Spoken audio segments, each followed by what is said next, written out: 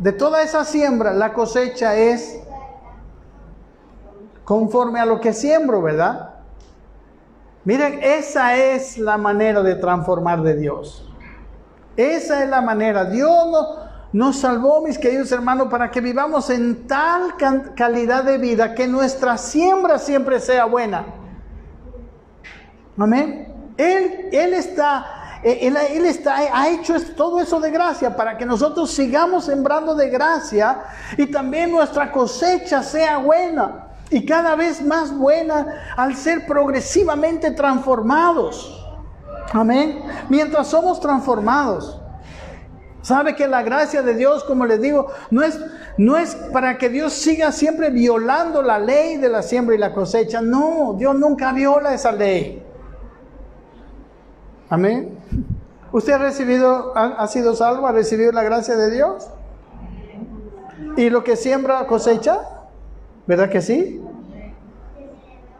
Lo que hace Dios es que nos perdona cuando nos arrepentimos. Él nos perdona. Pero lo que sembramos, cosechamos. Amén. Él perdona los pecados que nosotros hacemos, fruto de nuestra imperfección. Amén. Porque a veces nosotros, nuestra intención es buena, pero somos imperfectos y caemos y la tentación nos vence y estamos en un proceso, cada vez menos. Pero eso es lo que hace, por eso estamos en el paraguas de la gracia. Pero las consecuencias de lo que hacemos vienen, amén. Una joven pareja de cristianos cometen fornicación.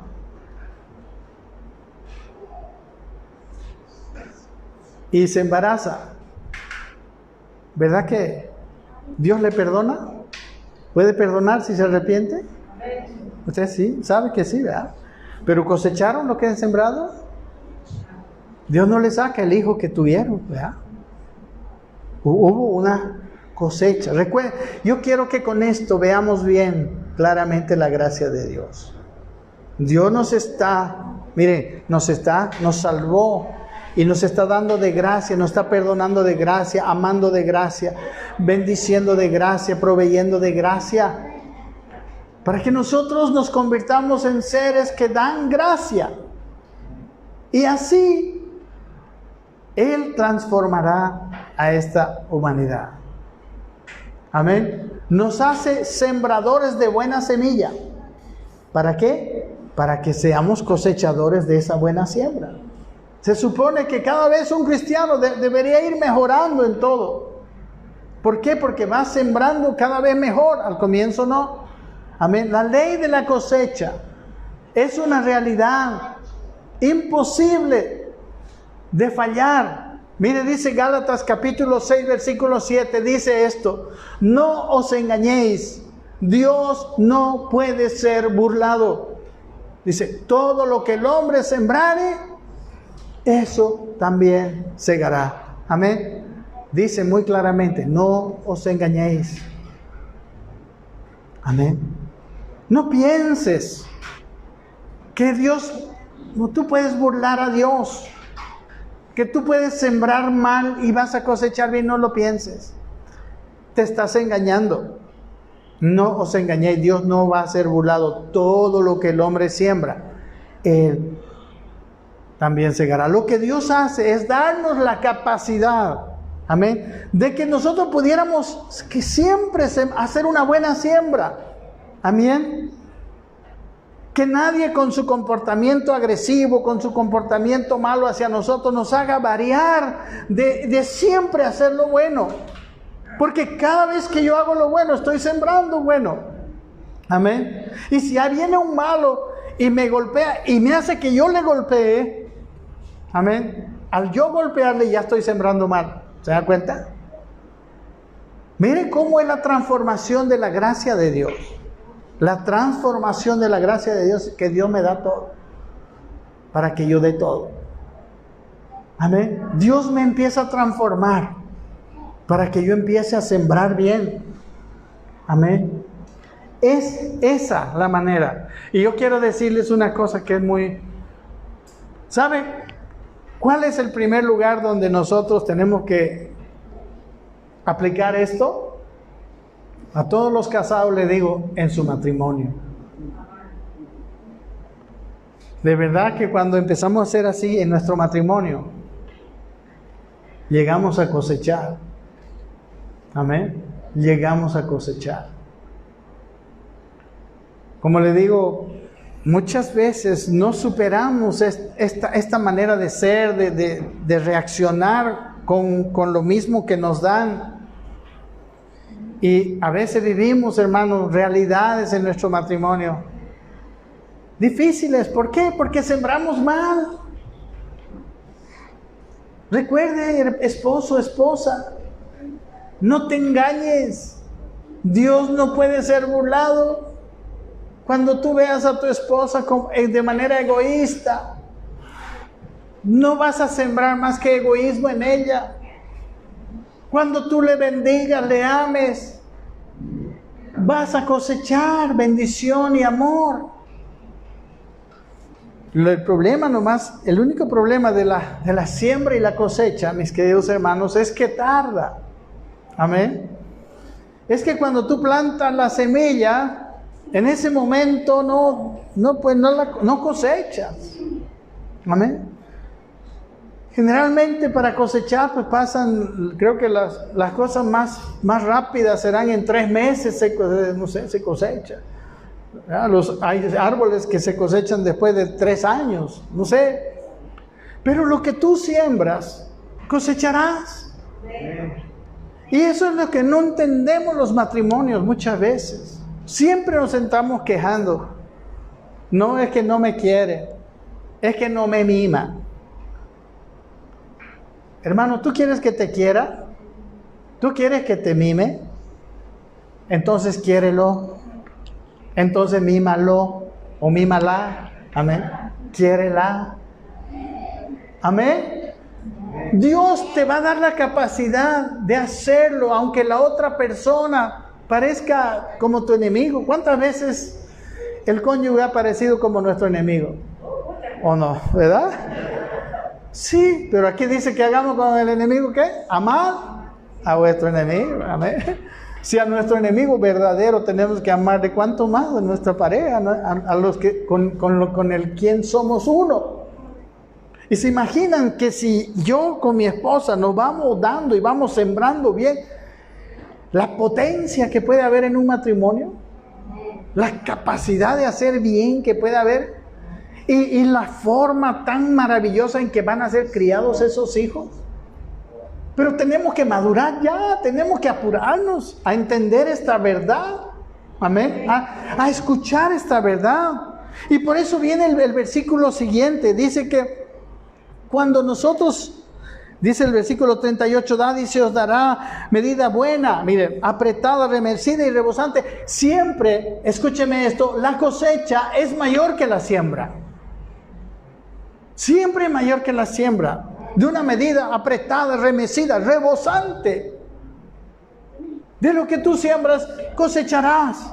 Se siembra un granito y se cosecha una mazorca, 2 mazorcas. Amén. Lo único que tienes que estar permaneciendo en esa manera de ser durante un tiempo. Porque la cosecha no es inmediata. Pero para eso es que tu vida de fe es importante. El sembrador es una persona de fe, porque él le tira al suelo producto que podía comérselo, ¿verdad? El sembrador tiene, dice, la certeza de lo que espera, la convicción de lo que no ve. Amén. Y el bien, la misericordia, el amor, el bendecir, el dar.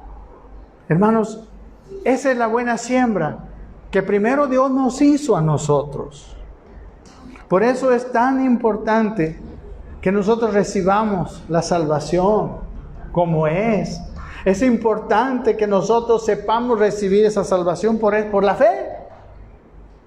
Porque después de recibirla, en nosotros ha venido una semilla que Dios quiere que tenga fruto. Y el fruto es que nosotros sembremos también esa nueva semilla. Miren cómo es el Evangelio. Así es la manera en que Dios quiere que este Evangelio llene las naciones. Pero necesitamos fe. Necesitamos primeramente lo que hoy están haciendo, entenderlo. La salvación vendrá apretada, la cosecha vendrá apretada, buena, remecida, rebosando. Amén. Porque con la misma medida seremos medidos. Y dice el versículo siguiente, seguimos en Lucas capítulo 6. El siguiente versículo es el 39. Y les decía una parábola. Escuchen esta parábola. Dice, ¿acaso puede un ciego guiar a otro ciego? Dice, ¿no caerán ambos en el hoyo? ¿Quién es el ciego? Pregunto. En este contexto, ¿quién es el ciego? El ciego es el que no ve la cosecha. El ciego es el que se deja llevar por lo que su sentimiento, por lo que piensa o por su propia lógica. Amén. El ciego es el hombre que no tiene fe. El ciego es el que no vive estas cosas y no enseña. O sea, de aquí dice, ¿puede acaso un ciego guiar a otro ciego? O sea, yo puedo enseñar a ustedes. Si yo no vivo esto, o sea, si yo no tengo esto como una verdad en mi vida, yo soy un ciego. Amén. Y si yo no les enseño esto, yo soy un guía de ciegos. O sea, todos somos ciegos. Si esta verdad no se predica en los púlpitos, los predicadores son ciegos, guías de ciegos. Amén.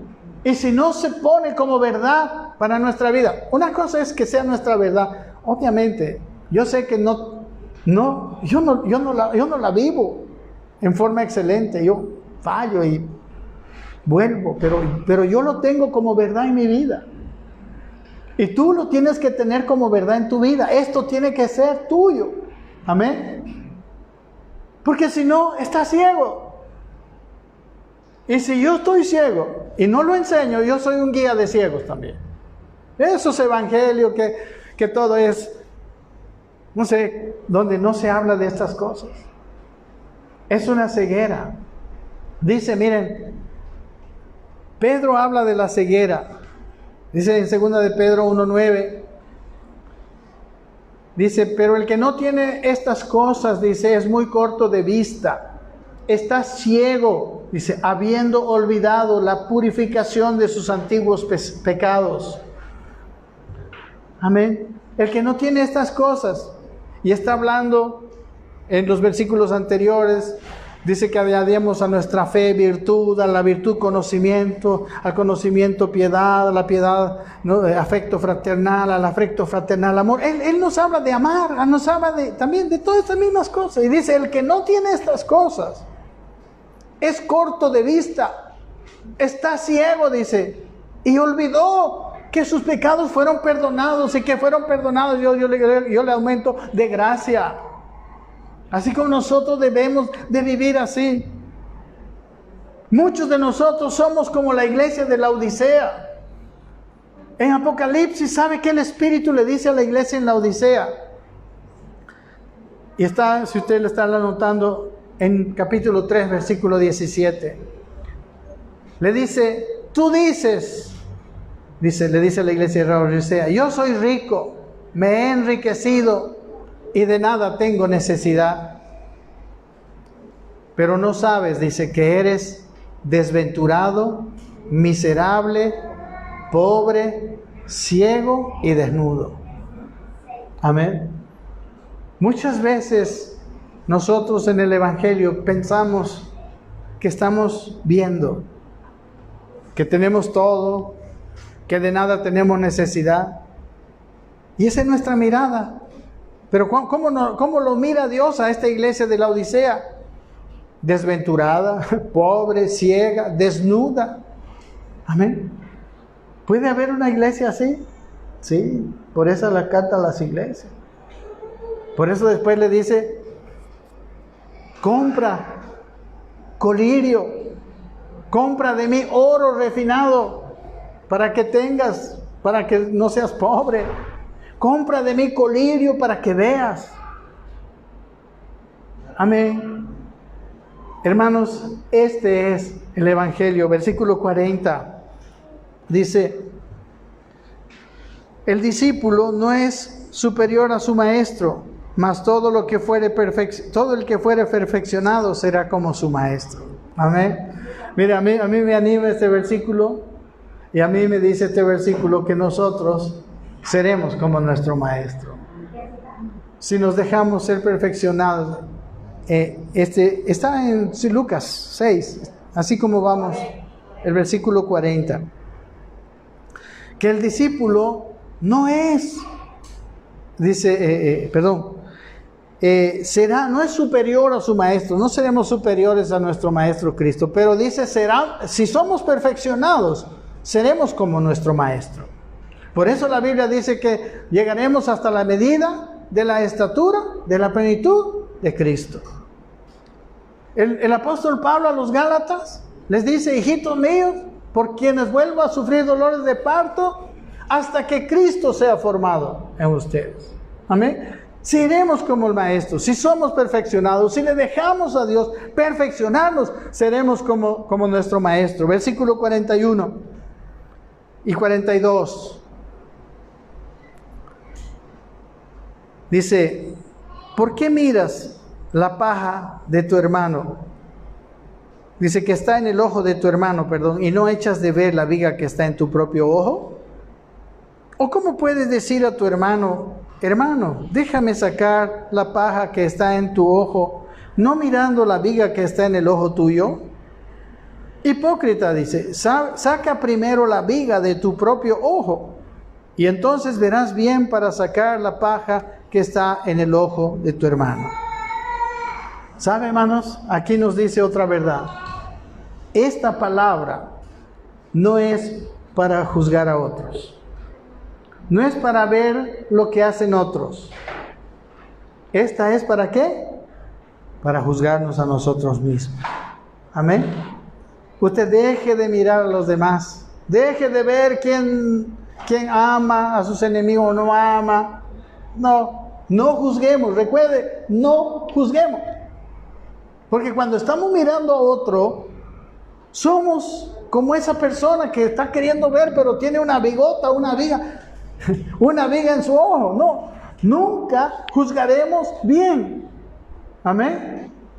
Será tan tonto el mirar en otros, al ver lo que estoy diciéndoles, como que alguien quiera sacar, ¿no? Imagínense, no sé, necesitamos mucha imaginación, ¿no? A ver, tener una viga en mi ojo y querer ir a sacar la viga en el ojo de mi... Le voy a meter mi dedo a su ojo, le voy a arruinar su ojo, mi hermano. Amén. Es tonto. No miremos en los demás. Amén. ¿Sabe? Sigue. Versículo 43 y 40 hasta el 45. Dice lo siguiente, escuche por favor, y ya estamos llegando al final. Dice, todo buen árbol, no es buen árbol, dice, el que da malos frutos, ni árbol malo el que da buen fruto. Porque cada árbol, dice, se conoce por su fruto. Pues no se cosechan higos de los espinos, ni de las zarzas se vendimian uvas. Y dice, el hombre bueno del buen tesoro de su corazón saca lo bueno, y el hombre malo del mal tesoro de su corazón saca lo malo, porque de la abundancia del corazón habla la boca. Primero, dice que si nosotros si en nosotros hay una buena semilla, amén, tiene un buen árbol, debe haber un buen fruto, amén. Y primero, ¿un fruto es algo forzado? No, ¿verdad? Un fruto es natural. ¿Sí o no? Entonces, para la nueva naturaleza, para la naturaleza nueva que hemos tenido al nacer de nuevo, todo buen fruto es natural. Amén. Todo lo que hay de Cristo en ti, ese va a dar buen fruto de forma natural. El buen tesoro de tu corazón es esa naturaleza de Cristo que está en ti. El mal tesoro de tu corazón es aquella carne que se está oponiendo a tu vida. Amén. En el Nuevo Testamento vemos muchos versículos donde están las obras de la carne, por ejemplo en Gálatas. Las obras de la carne son fornicación, impureza, envidia, celos, contiendas, disensiones, herejía. Mas el fruto del Espíritu es amor, gozo, paz, paciencia. Del buen tesoro de tu corazón. El hombre bueno, lo que hace el hombre bueno, no es que el hombre bueno cambia, es que el hombre bueno saca sus reacciones del buen tesoro. Dice aquí, el hombre bueno, del buen tesoro de su corazón saca lo bueno. O sea, el hombre bueno es alguien que vive, en otras palabras, en palabras de la carta a los romanos, el hombre bueno es el hombre que vive en el Espíritu. El hombre malo es el que vive en la carne. Porque el hombre malo lo que hace es sacar del mal tesoro de su corazón. Amén. Hermanos, tenemos una buena simiente. Dice Pedro en sus dos cartas, miren, en la 1:23, dice, pues habéis renacido, dice, no de simiente corruptible, sino de simiente incorruptible, por la palabra de Dios que vive y permanece con nosotros para siempre. En nosotros hay una simiente eterna, incorruptible, quiere decir permanente, eterna. Amén. Y es la simiente divina. En el capítulo 2, segunda de Pedro, capítulo 1, versículo 4, dice que por medio de estas cosas, dice, os ha dado preciosas y grandísimas promesas para que por ellas, dice, lleguéis a ser participantes de la naturaleza divina, habiendo huido de la corrupción que hay en el mundo. Somos participantes del buen tesoro de nuestro corazón, de lo que Dios ha sembrado en nosotros, porque fuimos engendrados, recuerden, no de sangre, ni de carne, ni de voluntad de varón, sino de Dios. Hay un buen tesoro en nosotros, y el hombre bueno es el que vive guiado, el que vive con sus reacciones que salen de ese buen tesoro. El hombre malo es aquel hombre que actúa guiado por su carne. Amén. Y en la carne hay odios, rencores, pleitos, celos, iras, amén. En Gálatas decimos, hermano, lo que el Nuevo Testamento llama la carne, ese es el mal tesoro. Porque dice Gálatas 6:7, voy a volver a repetir esto que habíamos dicho. No os engañéis, Dios no puede ser burlado, pues todo lo que el hombre siembre, eso también segará. Y miren lo que dice el siguiente versículo. Dice, porque el que siembra para su carne, segará corrupción.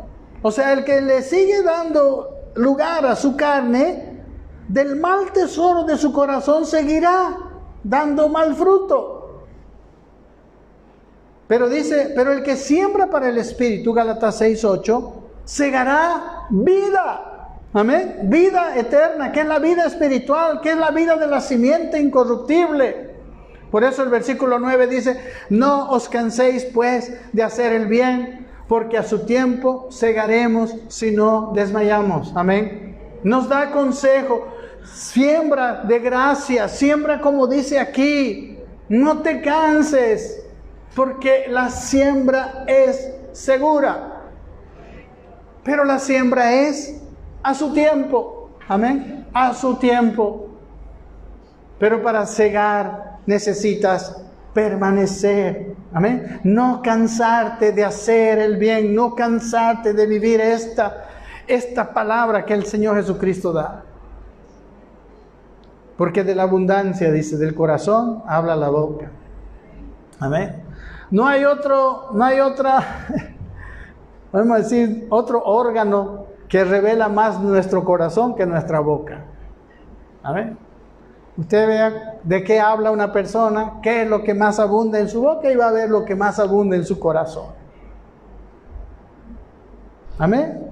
Mira la abundancia del hablar de alguien y conocerás lo que hay en su corazón.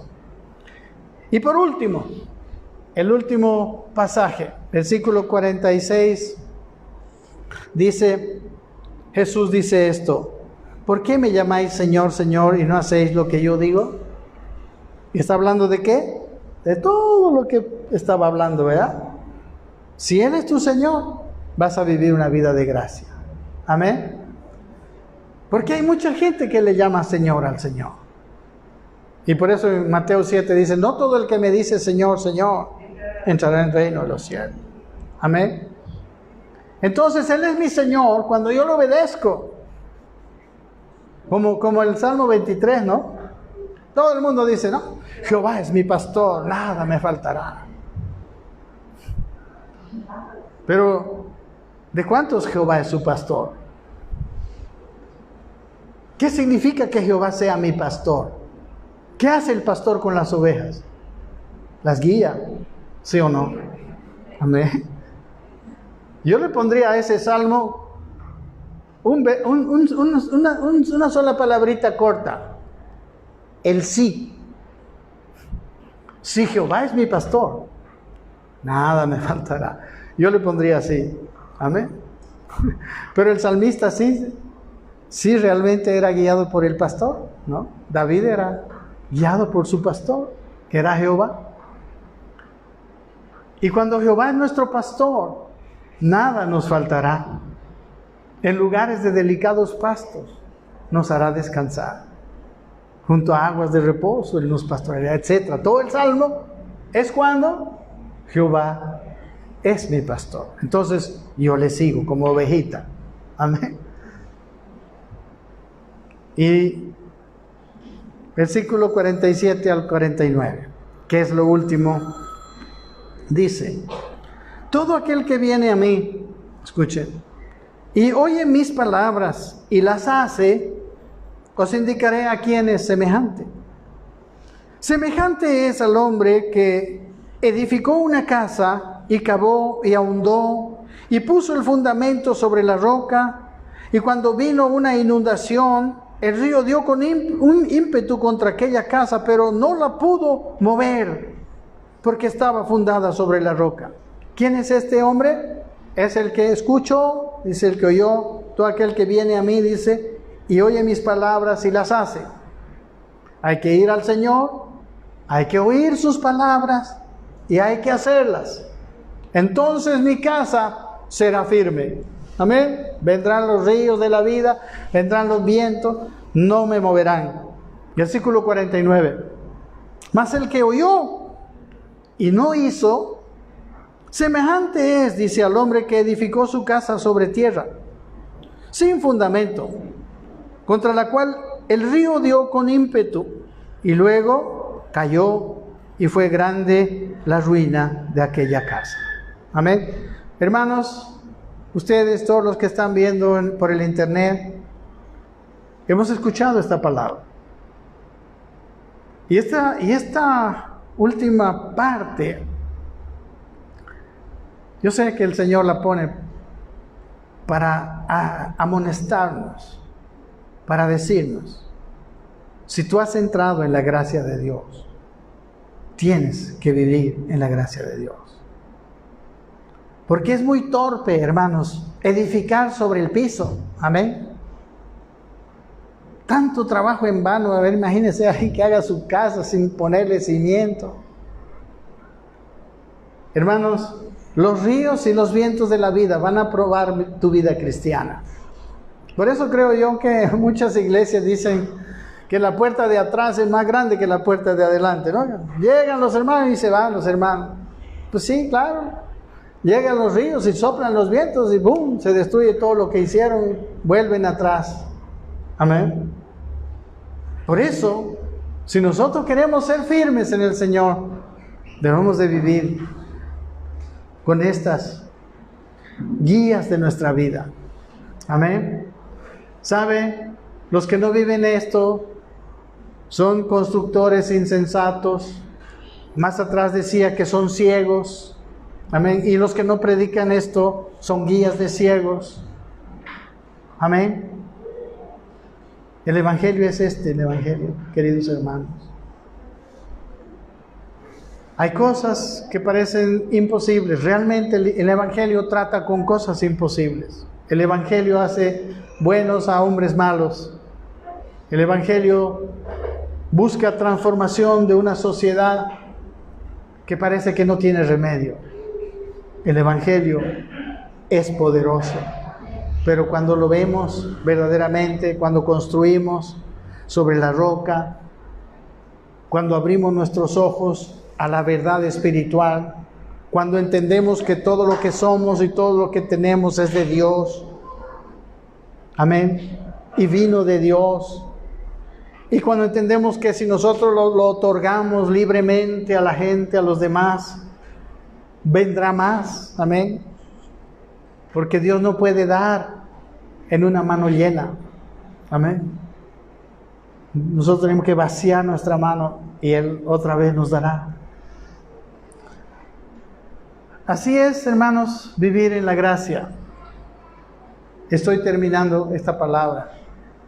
Vivir en la gracia significa, esto se lo quiero recalcar mucho, recibir gracia. Usted tiene que recibir gracia. Usted tiene que aprender a saber que ese Dios de gracia está ahí y que está dándole y queriendo darle. Y que el método que Dios usa para dar, el único método que hay para que nosotros recibamos es la fe. Amén. Sin fe es imposible recibir la gracia de Dios. Amén. Sin fe es imposible.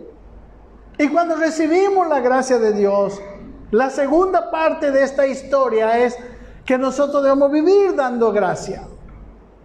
Recibiendo gracia, otorgando gracia. Esa es la vida cristiana en la gracia de Dios. Amén. Yo lo he hecho en un pasaje bíblicamente para que nadie diga que se me ocurre a mí decir estas cosas.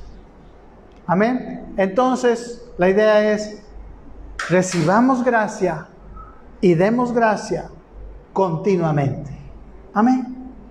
Que Dios les bendiga.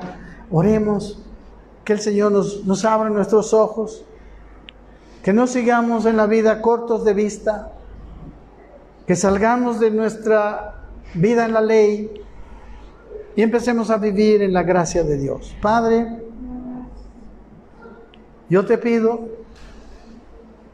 que cada uno de nosotros empiece a probar esta manera de vivir, empezando en su propio hogar, en su propia casa, con su propia esposa, su propio marido. Primero recibiendo de ti todo el amor, toda la bendición, toda la provisión, toda la sanidad, todo lo que tú tienes para nosotros. Y dando, Señor, lo mismo. En primer lugar a su primer prójimo, que es su marido, su esposa. A sus segundos prójimos, que son sus hijos, sus padres, de los hijos sus padres. Y así, Señor, a todo el que se apega, Señor, a Él, incluso a los enemigos, a los que maldicen, a los que no lo merecen, Señor, incluso a ellos. Enséñanos a vivir esta vida llena de gracia. Yo te pido que nos lo demuestres, nos animes, les animes a mis hermanos, dándoles cosechas rápidas, Señor, porque a veces se desaniman, nos desanimamos de seguir sembrando y sembrando, pero nuestra fe se mantiene firme. Y como dice tu palabra, el que siembra para su carne segará corrupción. Que sigamos nosotros sembrando para nuestro espíritu y segando esa vida que tiene todo esto, que es el buen tesoro de nuestro corazón, que solo hace lo bueno, que solo da lo bueno, que solo reparte y recibe lo bueno. Que nuestro corazón, nuestro buen tesoro, esté, Señor, por encima de la carne, por encima de aquel mal tesoro del corazón, que todavía no se nos ha sido quitado y que se nos quitará un día, Señor, cuando nuestro cuerpo sea transformado. Gracias por nuestras vidas. Gracias por esta palabra, por este evangelio verdadero, glorioso, único, Señor. Gracias porque el método tuyo es perfecto, Señor, y transforma la vida. Gracias, Padre, en el nombre de Jesús. Amén. Amén. Que el Señor les bendiga mucho. Hasta luego a todos los que nos están viendo por internet. Un abrazo grandote. Y a los que están aquí, más fuerte todavía.